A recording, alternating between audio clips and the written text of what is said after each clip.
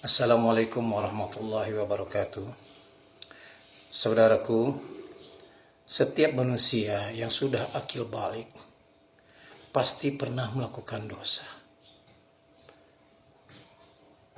Dosa dari kegiatan-kegiatan melanggar aturan Tuhan, menolak perintahnya atau tidak mengerjakan perintahnya, atau bahkan melanggar dari apa yang dilarang oleh Allah Subhanahu wa taala. Sedangkan manusia suatu saat nanti akan menemukan ajalnya, alias mati, meninggal. Dan setelah dia meninggal, dia akan masuk ke alam yang disebut alam akhirat. Di alam akhirat itu kita akan disidang oleh Allah tentang amal perbuatan kita. Apakah kita banyak berbuat amal ataukah justru kita banyak berbuat dosa.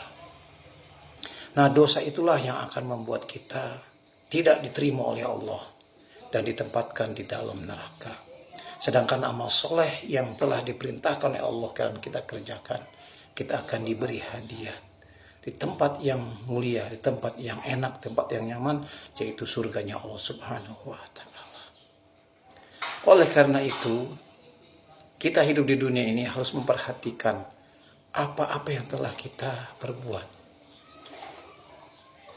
Manusia itu tidak pernah luput dari dosa. Dan agar dosa-dosa itu terampuni, kita perlu untuk bertobat. Agar suatu saat nanti ketika kita menghadap Allah Subhanahu wa taala, kita diterima oleh Allah.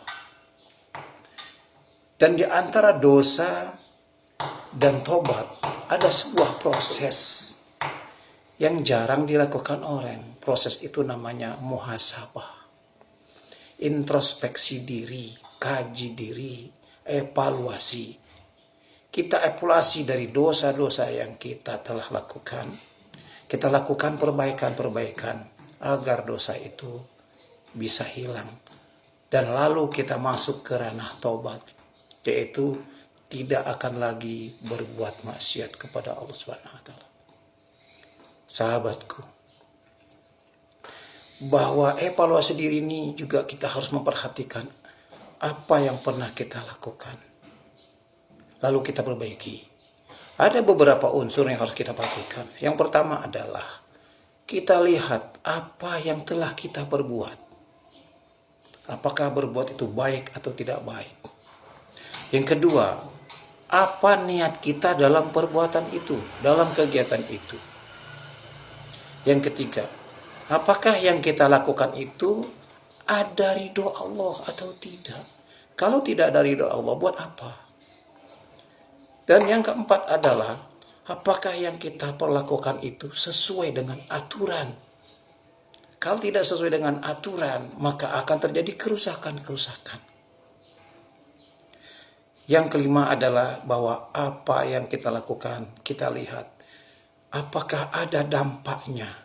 Dampak terhadap diri sendiri, dampak terhadap keluarga, atau dampak terhadap orang lain. Nah, dampak ini ada dua dampak. Pertama adalah dampak negatif, kedua dampak positif. Kalau dampak positif, alhamdulillah, memang itu yang kita harapkan. Tetapi apabila itu berdampak negatif buat diri kita, maka taubat kita nggak nyampai. Atau dampak itu negatif untuk keluarga kita, maka kita, keluarganya akan celaka. Dan apabila apa yang telah kita lakukan berdampak buruk kepada masyarakat luas, maka akan terjadi kerusakan tatanan sosial. Kalau ini sudah kita perhatikan, maka kita akan melakukan muhasabah, perbaikan diri. Setelah kita melakukan perbaikan, masuk ke ranah tobat.